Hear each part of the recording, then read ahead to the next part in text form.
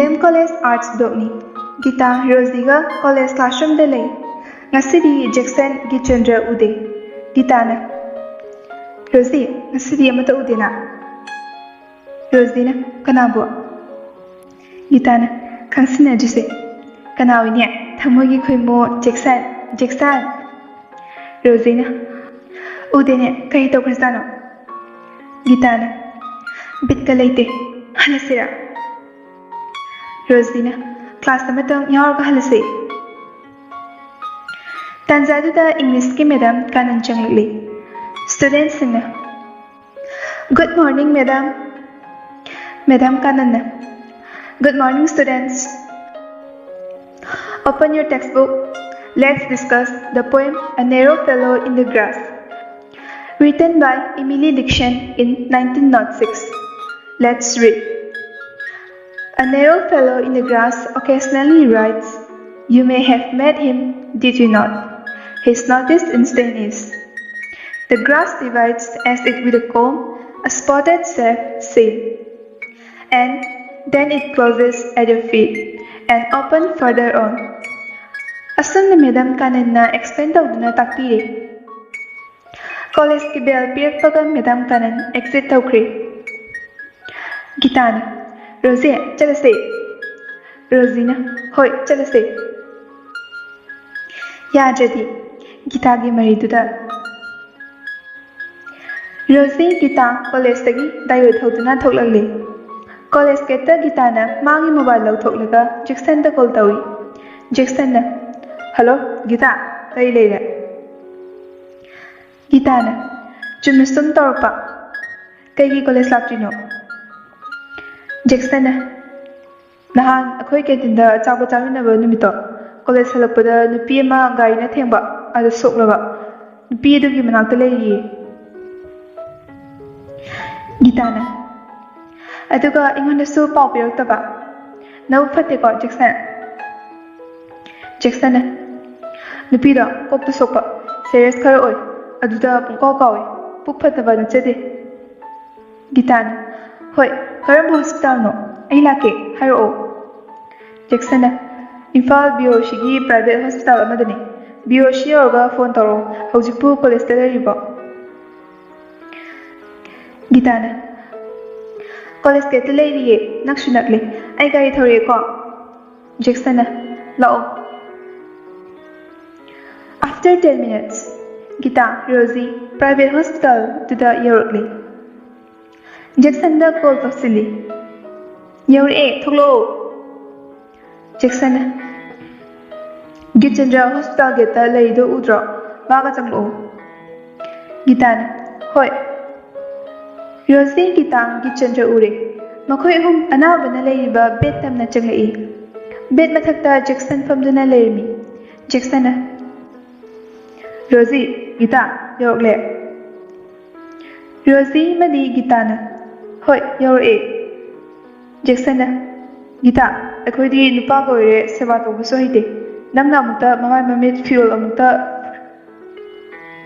fuel su aina haiba hitaba phane amaga free amaga lerakpani. Change amukta. Gitana, okay. Gate, Jackson, mapanda amukta. Gitchandra Jackson hospital dagi thoki. Gitana nupi adugi man mamit fi achotpa mana dai thokpire. Nupi dugi chinman khadang da thungliba samru. Jackson ga chamanana ui. Tapna nupi adugi fanek furit change tawbire. Gitana, Jackson da call tawi. Lore, chamo. Jackson, okay. Gitchandra di hospital mapanda lehore. Jackson hospital changlakli. Rosina, da Jackson, Gitti. Jackson, mapanda pamobane. Rosie mapal thoki. Gita da chance amadan. Gitana, nupi si kanaman gingune. Jackson nupi dugi saktam ubada tu chungba fawi. Sokpan numitagi ngasi fawba yengkitabani.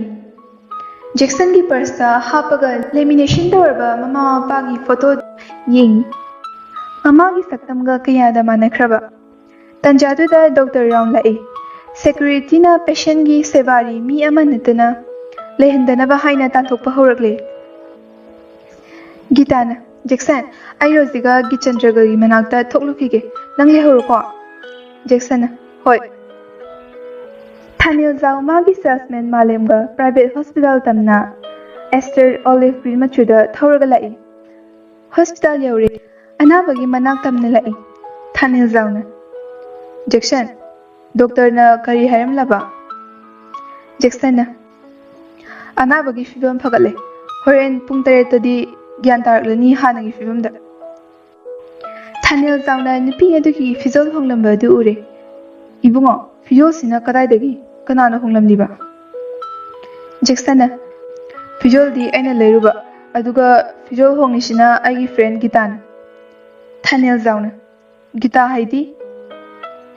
ꯖꯦꯛꯁꯟꯅ, ꯑꯩꯒ DM ꯀꯣꯂꯦꯖꯇ ꯂꯥꯏꯔꯤꯛ ꯇꯝꯃꯤꯟꯅꯕ꯫ ꯊꯥꯅꯦꯜꯖꯥꯎꯅ, ꯒꯤꯇꯥꯗꯤ? ꯖꯦꯛꯁꯟꯅ, doctor round ꯂꯥꯛꯑꯦ ꯍꯥꯏꯗꯨꯅ ꯃꯄꯥꯟꯗ꯫ ꯊꯥꯅꯦꯜꯖꯥꯎꯅ, ꯐꯔꯦꯗ, ꯑꯩꯈꯣꯏꯒꯤꯗꯤ ꯅꯨꯄꯤꯒ ꯌꯥꯎꯗꯕꯅꯦ꯫ ꯖꯦꯛꯁꯟꯅ, ꯒꯤꯇꯥꯅ ꯅꯨꯄꯤꯁꯦ ꯑꯩꯒ ꯆꯞ ꯃꯥꯟꯅꯩ ꯍꯥꯏꯔꯤꯕ? ꯊꯥꯅꯦꯜꯖꯥꯎ ꯂꯣꯠꯁꯤꯟꯗꯨꯅ ꯊꯝꯂꯤꯕ ꯑꯔꯣꯟꯕ ꯋꯥꯔꯤ ꯀꯌꯥ ꯐꯥꯖꯤꯜꯂꯤ꯫ ꯑꯣ, ꯃꯥꯟꯅꯕ꯭ꯔꯥ? ꯏꯄꯥ ꯌꯦꯡꯒꯦ꯫ ꯃꯥꯟꯅꯩꯅꯦ, ꯆꯤꯟꯕꯥꯜ ꯇꯥꯔꯛꯄ ꯈꯗꯥꯡꯒꯤ ꯁꯝꯕ꯭ꯔꯨ꯫ ꯇꯟꯖꯥꯁꯤꯗ ꯒꯤꯇꯥ, ꯔꯣꯖꯤ, ꯒꯤꯆꯟꯗ꯭ꯔ ꯆꯪꯂꯛꯏ꯫ ꯒꯤꯇꯥꯅ, ꯖꯦꯛꯁꯟ, ꯑꯩꯈꯣꯏ ꯆꯠꯂꯒꯦ, ꯍꯌꯦꯡ ꯑꯃꯨꯛ ꯂꯥꯛꯑꯒꯦ꯫ ꯊꯥꯅꯦꯜꯖꯥꯎꯅ, ꯏꯕꯦꯝꯃ, ꯅꯪꯂꯥ ꯒꯤꯇꯥ ꯍꯥꯏꯁꯦ? ꯒꯤꯇꯥꯅ, ꯃꯥꯅꯦ ꯄꯥꯕꯨꯡ꯫ ꯊꯥꯅꯦꯜꯖꯥꯎꯅ, ꯐꯔꯦ, ꯏꯆꯥꯅ ꯃꯇꯦꯡ ꯄꯥꯡꯕ, ꯏꯄꯥꯒꯤꯗꯤ ꯃꯤ ꯂꯩꯇꯦ, ꯅꯪ ꯃꯔꯛ ꯃꯔꯛꯇ ꯂꯥꯛꯎꯀꯣ꯫ ꯒꯤꯇꯥꯅ, ꯐꯒꯅꯤ ꯄꯥꯕꯨꯡ, ꯅꯆꯥ ꯆꯠꯆꯔꯨꯈꯤꯒꯦ꯫ ꯊꯥꯅꯦꯜꯖꯥꯎꯅ, ꯍꯣꯏ, ꯆꯠꯂꯣ, ꯊꯦꯡꯉꯅꯤ꯫ ꯒꯤꯇꯥ, ꯔꯣꯖꯤ ꯆꯠꯈꯤ꯫ ꯊꯥꯅꯦꯜꯖꯥꯎ ꯒꯤꯇꯥꯅ ꯆꯠꯈꯤꯕ ꯃꯥꯏꯀꯩ ꯌꯦꯡꯗꯨꯅ ꯂꯩꯍꯧꯏ꯫ ꯊꯃꯣꯏꯅꯨꯡꯗ ꯃꯆꯥꯅꯨꯄꯥ ꯖꯦꯛꯁꯟꯒꯤ ꯃꯃꯧ ꯑꯣꯏꯅꯤꯡꯈꯤ꯫ ꯊꯥꯅꯦꯜꯖꯥꯎꯅ, ꯃꯪꯂꯦꯝ, ꯑꯉꯥꯡ ꯑꯅꯤꯁꯦ ꯄꯨꯔꯒ ꯆꯥꯛ ꯏꯁꯤꯡ ꯊꯣꯡꯂꯨꯔꯣ, ꯆꯥꯛ ꯂꯣꯏꯔꯒ ꯊꯤꯜꯂꯛꯑꯣ, ꯑꯗꯨꯒ ꯑꯩꯅ ꯑꯃꯨꯛ ꯅꯈꯣꯏ ꯂꯣꯏꯔꯒ ꯌꯨꯝꯗ ꯑꯃꯨꯛ ꯍꯣꯁꯄꯤꯇꯥꯜꯗꯅ ꯖꯦꯛꯁꯟ, ꯒꯤꯆꯟꯗ꯭ꯔ ꯑꯃꯨꯛ ꯊꯝꯂꯒꯦꯀꯣ꯫ ꯊꯥꯅꯦꯜꯖꯥꯎ ꯐꯃꯨꯡꯗ ꯗ꯭ꯔꯤꯞ ꯌꯥꯟꯗꯨꯅ ꯂꯩꯔꯤꯕꯤ ꯔꯥꯁꯤꯒꯤ ꯍꯨꯃꯥꯡ ꯀꯥꯔꯕ ꯃꯥꯏꯊꯣꯡꯗꯣ ꯅꯥꯟꯊꯣꯛꯄꯤꯒꯦ ꯇꯧꯏ, ꯑꯗꯨꯕꯨ ꯃꯥꯏꯊꯣꯡ ꯌꯧꯔꯝꯗꯥꯏꯗ ꯃꯈꯨꯠꯇꯨ ꯅꯤꯛꯄꯒꯨꯝ꯫ ꯀꯔꯤꯒꯤꯅꯣ ꯑꯩꯒꯤ ꯈꯨꯠꯁꯤꯅ ꯅꯤꯛꯂꯤꯁꯤꯅ? ꯂꯨꯍꯣꯡꯗꯨꯅ ꯂꯧꯔꯕꯤ, ꯄꯨꯟꯁꯤꯒꯤ ꯑꯋꯥ ꯑꯅꯥ ꯁꯔꯨꯛ ꯌꯥꯃꯤꯟꯅꯔꯛꯂꯕꯤ ꯃꯉꯣꯟꯗ꯫ ꯍꯦ ꯃꯤꯑꯣꯏꯕ, ꯈꯣꯡꯐꯝ ꯑꯃ ꯁꯣꯏꯈꯤꯕꯗ ꯅꯣꯔꯣꯛꯀꯤ ꯀꯣꯝꯗ ꯉꯥꯛꯄꯤ ꯍꯩꯕ ꯃꯤꯑꯣꯏꯕꯒꯤ ꯙꯔꯃ ꯅꯠꯇꯕ꯭ꯔꯥ? ꯇꯟꯖꯥꯗꯨꯗ ꯅꯨꯃꯤꯠ ꯍꯨꯝꯅꯤ ꯒ꯭ꯌꯥꯟ ꯇꯥꯔꯨꯗ꯭ꯔꯕ ꯅꯨꯄꯤꯗꯨ ꯃꯁꯥ ꯂꯦꯡꯂꯛꯏ꯫ ꯇꯞꯅ ꯇꯞꯅ ꯍꯧꯒꯠꯂꯛꯏ, ꯑꯗꯨꯒ ꯃꯁꯥꯗ ꯗ꯭ꯔꯤꯞ ꯀꯥꯞꯂꯤꯕ ꯗ꯭ꯔꯤꯞꯀꯤ ꯌꯦꯇꯨꯝ ꯁꯠꯇꯣꯛꯏ꯫ ꯁꯣꯏꯕꯗꯒꯤ ꯃꯈꯨꯠꯁꯨ ꯏ ꯊꯣꯛꯂꯦ꯫ ꯅꯨꯄꯤꯗꯨꯅ ꯍꯧꯅ ꯂꯥꯎꯔꯛꯏ, ꯑꯩꯕꯨ ꯀꯔꯤꯒꯤ ꯀꯩꯁꯨꯝ ꯁꯛꯇꯤꯗ ꯊꯝꯂꯤꯕ? ꯑꯩ ꯏꯔꯥꯜ ꯂꯩꯇꯦ, ꯂꯥꯜꯂꯤꯕꯗꯤ ꯅꯨꯄꯥ ꯑꯣꯏꯕꯁꯤꯡꯅꯦ, ꯑꯩ ꯂꯥꯟꯈꯤꯗꯦ, ꯑꯩ ꯂꯥꯟꯈꯤꯗꯦ꯫ ꯑꯃꯨꯛꯁꯨ ꯀꯟꯅ ꯀꯞꯂꯤ꯫ ꯗꯣꯛꯇꯔ, ꯅꯔꯁ, ꯁꯦꯀ꯭ꯌꯨꯔꯤꯇꯤ ꯆꯪꯂꯛꯏ꯫ ꯅꯝꯗꯅ ꯃꯥꯕꯨ ꯍꯣꯁꯄꯤꯇꯥꯜꯒꯤ ꯕꯦꯗꯇ ꯅꯝꯁꯤꯜꯂꯝꯃꯤ, ꯑꯗꯨꯒ ꯁ꯭ꯂꯤꯄꯤꯡ ꯏꯟꯖꯦꯛꯁꯟ ꯀꯥꯞꯁꯤꯜꯂꯝꯃꯤ꯫ ꯃꯤꯀꯨꯞ ꯈꯔꯒꯤ ꯇꯨꯡꯗ ꯁꯣꯛꯂꯕ ꯅꯨꯄꯤ ꯑꯗꯨ ꯇꯨꯝꯊꯈ꯭ꯔꯦ꯫ ꯗꯣꯛꯇꯔꯅ, ꯊꯥꯅꯦꯜꯖꯥꯎ ꯍꯦꯛꯇ ꯀꯧꯔꯒꯦ, ꯑꯅꯥꯕꯒꯤ ꯐꯤꯚꯝ ꯐꯒꯠꯂꯦ, ꯑꯗꯨꯕꯨ ꯂꯨꯔꯤꯕꯗꯤ ꯍꯥꯟꯅꯒꯤ ꯃꯥꯒꯤ ꯋꯥꯈꯜ ꯆꯣꯏꯕ ꯑꯁꯤꯗꯤ ꯐꯕ ꯉꯝꯂꯣꯏ꯫ ꯊꯥꯅꯦꯜꯖꯥꯎꯅ, ꯀꯝꯗꯧꯁꯤꯒꯦ ꯗꯣꯛꯇꯔ? ꯗꯣꯛꯇꯔꯅ, ꯑꯩꯅꯁꯨ ꯍꯥꯏꯖꯈ꯭ꯔꯦ ꯃꯃꯥꯡꯗ, ꯀꯣꯛ ꯍꯥꯡꯗꯣꯛꯇꯕ ꯌꯥꯔꯣꯏ, ꯏꯁꯥꯃꯛꯇꯤ ꯕ꯭ꯔꯦꯟ ꯁ꯭ꯄꯦꯁꯤꯌꯦꯂꯤꯁꯠ ꯗꯣꯛꯇꯔꯅꯤ, ꯑꯗꯨꯕꯨ ꯈꯨꯠꯂꯥꯏ ꯃꯇꯤꯛ ꯆꯥꯅ ꯂꯩꯇꯦ, ꯚꯦꯂꯔꯗꯅ ꯍꯦꯟꯅ ꯈꯨꯗꯣꯡ ꯆꯥꯒꯅꯤ ꯈꯜꯂꯤ꯫ ꯊꯥꯅꯦꯜꯖꯥꯎꯅ, ꯗꯣꯛꯇꯔꯅ ꯇꯥꯛꯄꯤꯕꯗꯨ ꯑꯩ ꯌꯥꯖꯩ꯫ ꯗꯣꯛꯇꯔꯅ, 1 ꯋꯤꯛ ꯂꯩꯔꯒ ꯑꯣꯄꯔꯦꯁꯟ ꯇꯧꯔꯁꯤ, ꯋꯤꯛꯁꯤꯗ ꯈꯨꯠꯂꯥꯏ ꯑꯅꯧꯕ ꯈꯔ ꯊꯨꯡꯂꯒꯅꯤ, ꯃꯗꯨ ꯐꯥꯎꯕꯗꯪ ꯉꯥꯏꯃꯤꯟꯅꯔꯁꯤ꯫ ꯊꯥꯅꯦꯜꯖꯥꯎꯅ, ꯐꯒꯅꯤ ꯗꯣꯛꯇꯔ, ꯉꯁꯤꯒꯤꯗꯤ ꯀꯩꯁꯨ ꯇꯧꯔꯔꯣꯏꯀꯣ ꯗꯣꯛꯇꯔ? ꯗꯣꯛꯇꯔꯅ, ꯍꯌꯦꯡ ꯄꯨꯡ 7ꯇ ꯃꯤꯀꯞ ꯊꯣꯛꯂꯛꯀꯅꯤ꯫ ꯑꯣꯀꯦ, ꯋꯥꯕꯤꯔꯨꯔꯒꯅꯨ꯫ ꯆꯦꯛꯁꯤꯗ ꯖꯦꯛꯁꯟ, ꯒꯤꯆꯟꯗ꯭ꯔ ꯍꯣꯁꯄꯤꯇꯥꯜꯗ ꯊꯨꯡꯂꯔꯦ꯫ ꯖꯦꯛꯁꯟꯅ, ꯕꯕꯥ, ꯑꯩꯈꯣꯏ ꯑꯃꯨꯛ ꯂꯩꯍꯧꯔꯒꯦ, ꯕꯕꯥ ꯌꯨꯝꯗ ꯅꯨꯡꯉꯥꯏꯅ ꯄꯣꯊꯥꯕꯤꯔꯨꯔꯣ꯫ Thanil Zaun. Hoi hoi. Baba chatlage. Ningthina yengsalo ko Jackson. Asumna Thanil Zaun mayum tanna chatki. Tanjasida mobile gi ringtone lai. Paikhalubada Gita gi oirami. Gitana. Hello, Jackson. Gitana. Jackson. Hello, Gita. Gitana. Hojik kai lege? Jackson. Hospital da laye. Gitana. Anabadi kamdawrage? Jackson.